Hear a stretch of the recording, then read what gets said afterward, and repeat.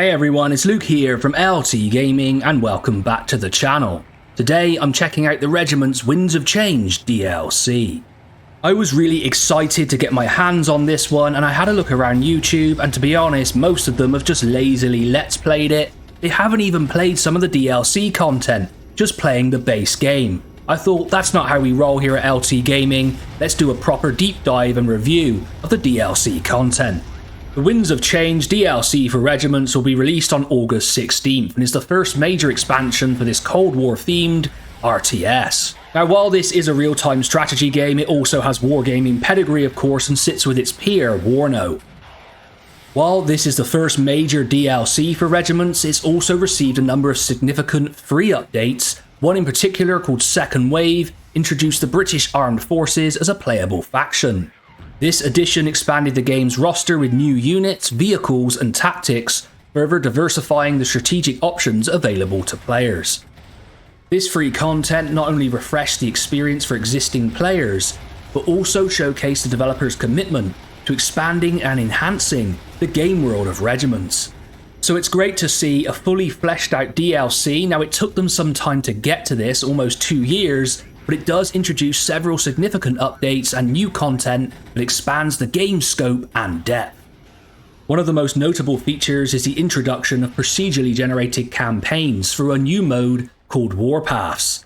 This mode allows for more dynamic and unpredictable operations, ensuring each playthrough is unique as you lead your regiment through evolving battles.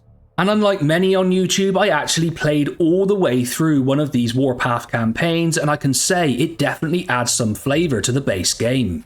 The DLC also adds new factions, including the French, Dutch, Canadian and Czechoslovakian regiments, each bringing distinct units and tactics to the battlefield.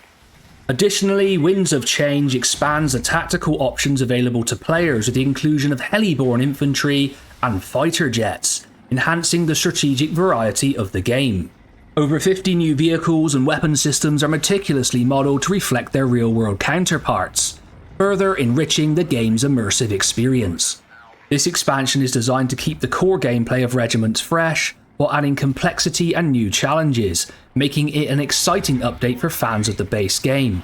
And I've had a lot of fun this week playing the skirmish mode, pitching the Americans against the British against the Canadians, the British against the French, I mean that's always fun to play, and then taking on the evil Warsaw Pact with the NATO countries.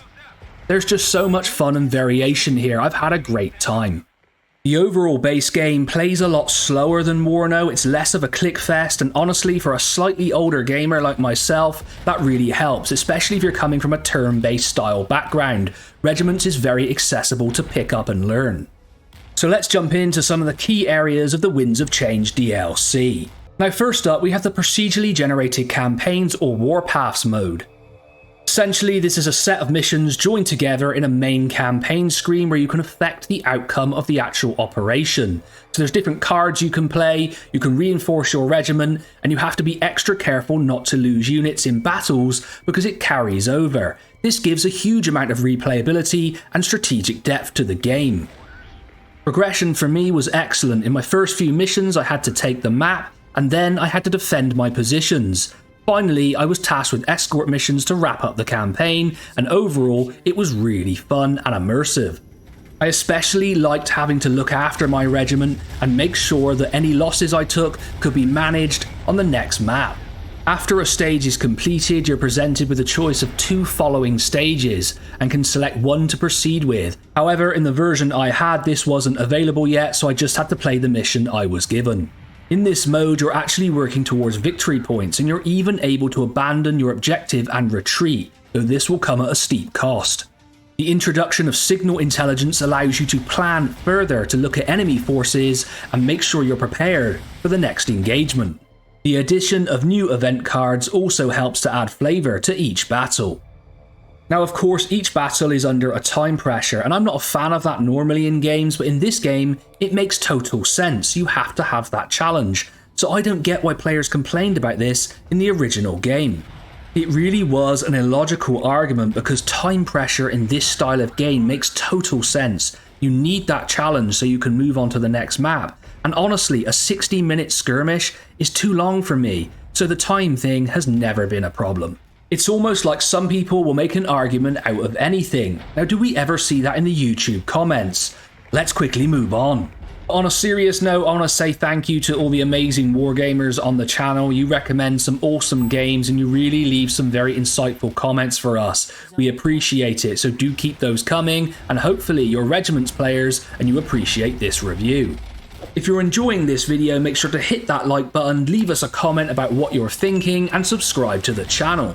You can also support LT Gaming by hitting that join button below the video and joining our Discord. Both me and Tom really appreciate all the interaction. I've really enjoyed my time playing through the procedurally generated campaigns or the Warpaths mode, and overall it adds a great amount to the base game. I really recommend it. The addition of new units and French, Dutch, Canadian and Czechoslovakian regiments is of course a great thing, but they do all play pretty much the same way, and I found myself relying on helicopters far too often. However, I found the addition of heli-borne infantry pretty cool. I found myself in one map as the Canadians, airdropping in troops to take back an objective, and I found it added a really great new element to my playstyle. Also, I did have great fun in the skirmish mode, playing as the British forces taking on an American battle group. It's really cool to see units like the Scimitar trying to destroy an Abrams tank. Look, us British have to work with what we have, and overall, it still was a really great experience. There are of course the 50 new vehicles and weapon systems added to the base game, but only some of these were implemented in the version I got to play, so I can't comment on say the new British paratroopers because I haven't got to use them yet, but I am excited to try them out. The AI overall puts up a pretty strong fight and is a decent challenge, and it needs to be because this will only ever be a single player game. However, I did find occasionally that they would illogically rush me for no reason and get destroyed. This sometimes took away from the gameplay. There was also sometimes a performance dip on my machine, which is pretty powerful, and that was a little worrying. If there were a lot of units on screen, it would drop down to around 60 FPS. I would think it should perform slightly better. My overall impression though of the Winds of Change DLC is that it's a must-have addition for fans of Regiments, and if you're looking to get into a Warno style game with a slightly more methodical pace, then this is an awesome title to pick up and play. I'd recommend this happily to experienced players of Regiments and newcomers alike. So there we go LT gamers, it'll be absolutely amazing to see what the future of Regiments holds. Is there going to be more DLC, more free content? All I know is we have an excellent game here that I've had a blast with this week, and I've really enjoyed diving into this new DLC. It's highly recommended from us. Make sure to like, comment, subscribe and all that fun YouTube stuff. I've been Luke from LT Gaming, and I'll catch you on the next one.